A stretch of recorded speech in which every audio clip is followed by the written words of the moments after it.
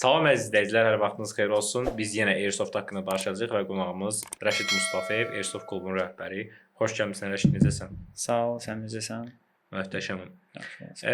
Mən sənə sual vermək istəyirəm ki, Airsoftda ən diqqət edilməsi nüans hansıdır? Yəni hansı ki bu kritikdir?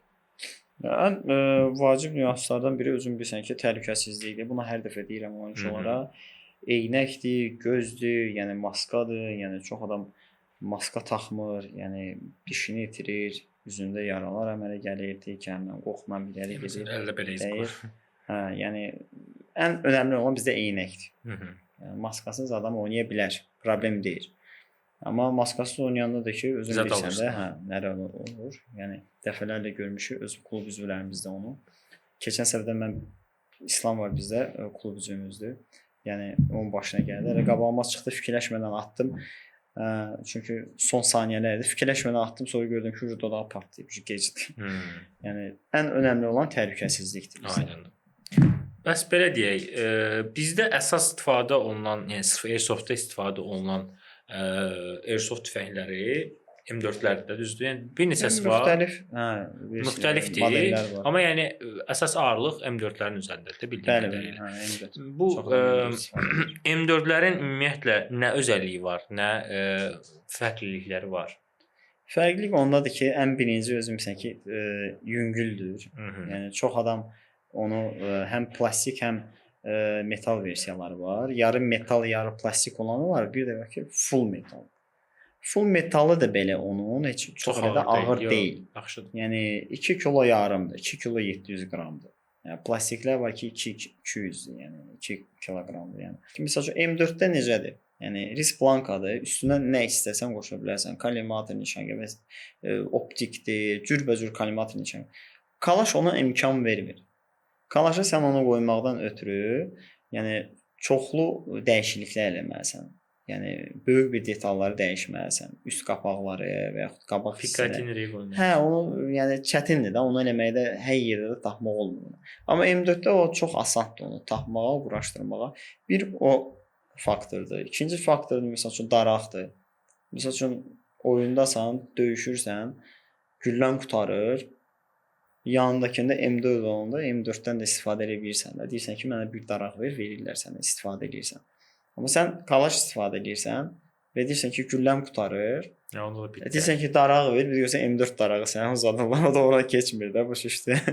Yəni faktorlar çoxdur. Yəni sadalasam çoxdur. Ona görə oyunçularımız daha çox M4-ə əsaslanır, nəinki AK-ya. Yəni dəqiqlik fərqi var kalaşla yoxsa? Yox, dəqiqlikdə belə deyək, hər ikisi eyni atır. Yəni sadəcə o məsafə olaraq fərqli ola bilər. Bir atış tezliyində elə bir ki, M4 məncə biraz sürətlidir nisbətən. O bilsən necədir? O artıq modellərdən asılıdır. Hər modelin öz Bəs hansı modellər var M4-ün? Modelin məsəl üçün bizdə olan Norwich'in modelləri var ki, SSR 4 var, MK1, MK2 var, plastik versiyası. Onların içində ən premiumu MK2-dir. MK2-dir. Hətta mənim arxamda da deyəsən düşür orada. Hə. MK2-nin belə deyək, daha tez reaksiya verməkdən ötürü onun yəni hissəsi motordur. Yəni motorun köməkliyi ilə o cür sürətli olur.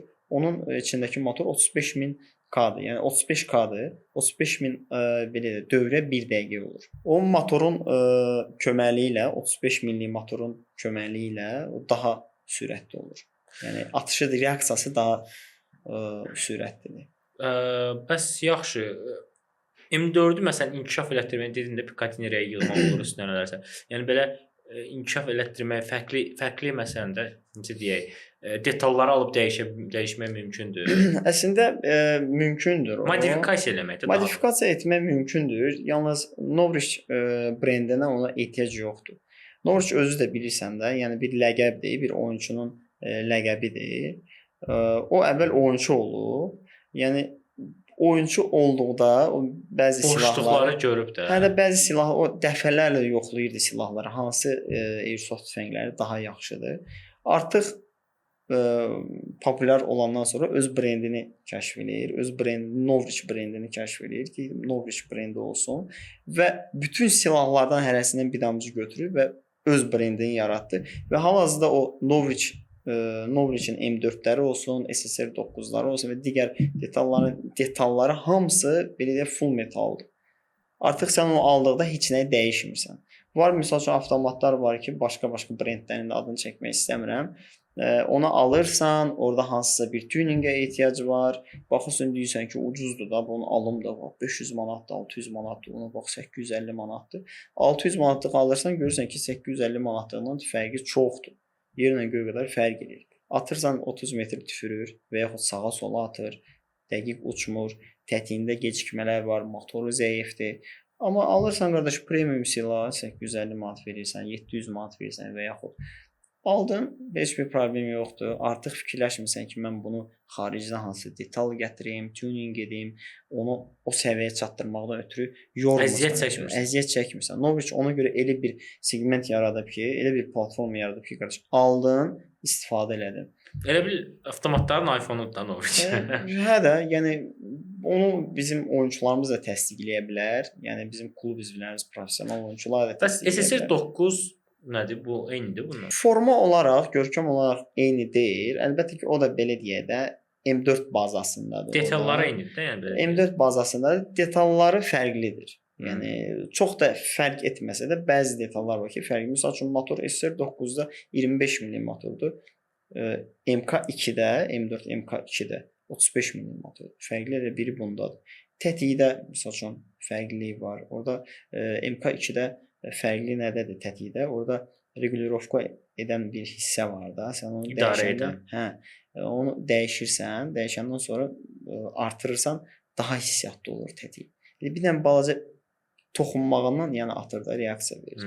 Yəni o məsəl üçün çox avtomatlarda yoxdur. Onun üçün sırf onu uyğunlanır. Yəni ondan da başqa məsəl üçün hop-up deyilən bir hissə var. Hop-up fərqlidir. Yəni rotorludur. Yəni hop-up deyilən hissə MK2-də başqadır, SSR 9-da biraz sadəsindəndir. Amma özüm bilirsən ki, mən özüm SSR 9 istifadə edirəm. Sözün açığı mən də SSR 9-u da bəyənirəm. Hə, 2 il istifadə edirəm. Yəni onun içində heç bir detal mən dəyişməmişəm. Mən ikisi ilə də oynamışam.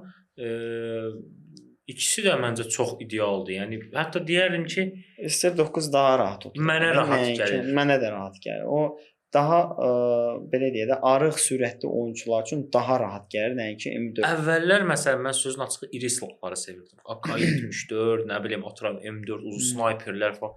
Sözün açığı oyun oynadıqca artıq belə daha minimalist silahları sevməyə ergonomik olmağa İstəmək yox, biz biri var məsələn vəziyyətə özünə uyğun bir şey tapmaq çalışırsan, elədir. Yəni mən də özüm M4 istifadə eləmişəm. Mən ümumiyyətlə çox avtomatlarım olub. Yəni AKSU da istifadə eləmişəm, M4 də istifadə eləmişəm. Axırda SSR 9-a gəlib çatanda, yəni mənim SSR 9-um ümumiyyətlə birinci, yəni Azərbaycanda birinci SSR 9-umdur. Yəni onu bizə prob üçün göndərmişdilər. Təzə çıxmışdı, yəni o model. Belə birinci bizə göndərdilər. Özü yaşıl rəngdə idi. Yadıma gəlir. O da yəni məndə qaldı da. Yəni mən o dəyişmədim. Yəni 2 ildə də oynayıram. Yəni nə qədər də kill vardı o silahda. Yəni sayı hesabı yoxdur bəlkə də. Yəni hesablasam bəlkə də John Wick'in silahını oxuyur. Ən çox killi avtomatdır bəlkə də. Bəs belə sual verim. Bizə tir atışları da olur da bildiyim qədərilə. Olurdu, hal-hazırda dondurmuşuq onu. Aktiv etməyi düşünürük, yoxsa? Düşünürəm, hə. Bu tir atışlarında hansı paketlərimiz var? Yenə məlumat verə bilərik istəyənlər olsa. Çünki soruşanlar çox olur. Bizdə belə deyə də adi tir atışları deyildi. Biz hardasa xüsusi hazırlıqlar keçmirdik əlbəttə ki. İnteraktiv yarışma kimi edirdik də, belə deyək. Bəli, yəni dinamik atışlar eləyirdik, yəni statik atışlar elətdirirdik. İndividual treyning. Bəli, təhlükəsiz qaydalarını izah eləyirdik. Məsələn, barmaq tətikdə olmamalıdır, təhlükəsiz yerə tuşlanmalıdır silah. Yəni, bu cür təlimləri keçirdik və dinamik atışlar əsasında müştərilərin ən bəyəndiyi dinamik atışlar. Xüsusən də orada yarışlar daha maraqlı olur. Bəli, hə. Yəni duel keçirdik. Məsəl üçün cütlük gəlirdi. Onlar arasında həmişə mən duel keçirdim. Duel məsələsinə çatanda gözləri artıq parıldayırdı. Hə, çünki yəni ortada bir nəsə yarışma olanda insan avtomatik olaraq şey olur da, yəni maraq çəkir. Mən də yadıma gəldi. Bir neçə dəfə mən də sən də iştirak eləmişəm. Məsələn, orada ən maraqlı olan nüans odur ki, bir-birini vurmursunuz da, amma yəni müəyyən hədəflər var. Müəyyən saniyələr ərzində kim daha çox hədəf vurdu və yaxud da kim daha tez etdi bunu. Belə bir yarışlardır və məncə çox maraqlı. Məncə qaytarsan yaxşı. Əgər izləyicilər istəyirsə məncə şərh Fikrimiz var, yazsınlar. görək, hə. Yəni çalışarıq onu qaytaraq. Bu qədər.